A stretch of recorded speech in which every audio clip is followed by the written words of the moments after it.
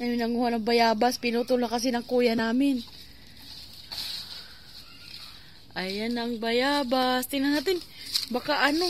Ay, hinog pala. Ayan, ito na lang natira isa. Ayan. Ang aming bakanteng lote. Kasi nga, sumasagi na doon sa bubong.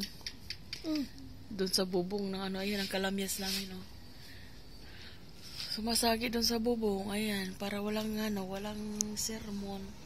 Ayan, si Winner, nandyan lang si Winner. Ganito katahimik sa amin. Kitain mo tahimik.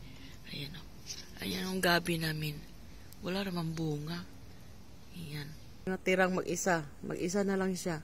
So, kakainin natin yan.